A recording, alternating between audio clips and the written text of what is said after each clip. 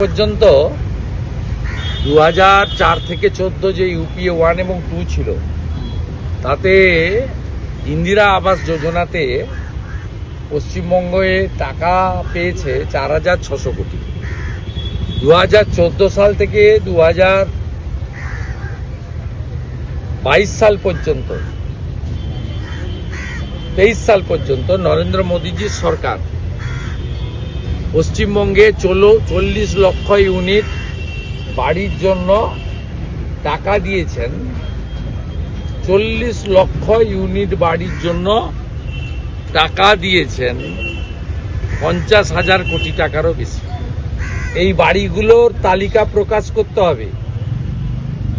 এই বাড়িগুলো কে পেয়েছে দেখাতে হবে। তৃণমূল নেতারা প্রধানমন্ত্রী আবাস যোজনার বাড়ির টাকা লুট করেছেন এবং নিজেদের এক একজনের নামে 3-4টে করে বাড়ি নিয়েছে। নওদার এক গ্রাম পঞ্চায়েতের প্রধান 35টা বাড়ি নিয়েছে নিজের এবং আত্মীয়দের নামে। সাগরদিঘির একজন কাবিলপুরের প্রধান 17টা বাড়ি নিয়েছেন নিজের নামে। সব ঢপবাজি বন্ধ করুন।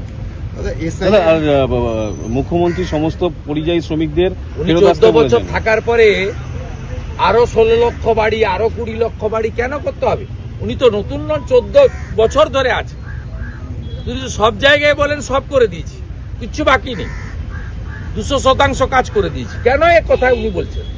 উনি কি করেছেন হিসাব দিন। আর 4 থেকে 14, 14 থেকে 24 কম্পেয়ার করুক। উনি তো ইউপিএ 2-তে ছিলেন।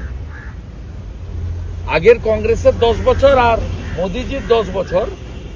কংগ্রেস 2,65,000 কোটি টাকা দিয়েছে 10 বছরে পশ্চিমবঙ্গকে। নরেন্দ্র মোদীজি 8 লক্ষ কোটি টাকা দিয়েছে 14 থেকে 24। উনি রোহিঙ্গাদের আসতে বলেছেন। উনি কালকে যে কথা বলেছেন বোলপুরে প্রশাসনিক সভায়, very dangerous for our country. তিনি বলছেন এরা এসে স্বাস্থ্যসাথীর কার্ড, আধার কার্ড এবং জব কার্ড করতে। কেন ভাই? যদি ভারতের নাগরিক হয় তাহলে তো তার পরিবারের আধার কার্ড আছে, তিনি বাইরে কাজ করলেও তার পরিবারের অন্যদের জব কার্ড আছে, তার পরিবারের তো স্বাস্থ্যসাথীর কার্ড থাকা উচিত। তাহলে কাদের দিতে চাইছেন?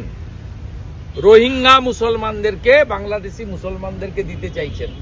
কেন চিফ সেক্রেটারিকে কথা বলে মলয় ঘটক আর সামিরুল ইসলাম তাদের দায়িত্ব দিয়েছেন যে দরকার হলে থাকার জায়গা করো? থাকার জায়গা কেন করতে হবে? যদি পশ্চিমবঙ্গের ভারতের নাগরিক হয়, তার তো পশ্চিমবঙ্গে বাড়ি আছে।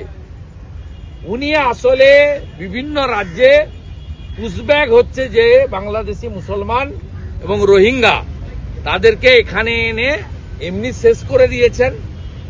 1 কোটির বেশি বাংলাদেশি মুসলমান আর রোহিঙ্গা ঘুষপেটিয়া ঢুকিয়েছেন অনুপ্রবেশকারী, বাকিদেরকেও ঢোকাতে চাইছেন। আমি অন্য রাজ্যের স্টেট গভর্নমেন্টকে বলবো বাংলাদেশি মুসলমান এবং রোহিঙ্গাদের পশ্চিমবঙ্গে আসার সুযোগ দেবেন না। বাংলা খবর, আপনার রাজনীতি, আপনার আওয়াজ।